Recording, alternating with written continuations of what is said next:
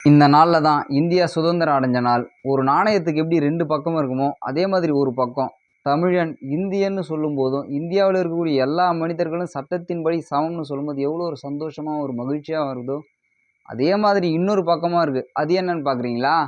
அதுதான் இந்தியாவுக்குள்ள இருக்கக்கூடிய இந்த ஜாதிகள், இந்த மதங்கள். இதன் பேரா வச்சு பாதி பேர் இவன கொல்றது, அவன கொல்றது, ஆணவ படுகொலைன்னு 1008 பிரச்சனை இதனால நடந்துட்டே இருக்கு. இந்தியா சுதந்திரம் அடைஞ்சு இத்தனை வருஷம் ஆயிடுச்சு. இன்னுமும் இந்த நாட்டுக்குள்ள எதுக்கு ஜாதி, எந்த மதம்? இத வச்சு நீங்க என்ன பண்ண போறீங்க? இத்தனை வருஷத்துல என்ன செஞ்சீங்க? இல்ல எப்பதான் இத மாத்தி அமைப்பீங்க? இன்னும் 4000 வருஷம், 5000 வருஷம் இந்த மாரி கடந்து போனாலும் அப்ப என்ன பண்ணுவீங்க? இதே ஜாதி, மதம் வச்சு தான் அரசியல் பண்ணுவீங்களா? அப்புறம் எதுக்கு இது இந்திய நாடு? இந்தியா சுதந்திர நாடாயிடுச்சு. ஆனா இந்தியர்கள் சுதந்திரமா இல்லையே! ஜாதிகளும், மதங்களும் என்னைக்கு இந்த நாட்டை விட்டு ஒட்டுமொத்தமா ஒழிச்சு காட்டுறாங்களோ, அன்னைக்கு தான் இது உண்மையாலுமே சுதந்திர நாடாகும். எப்போ இத மாத்துவீங்க?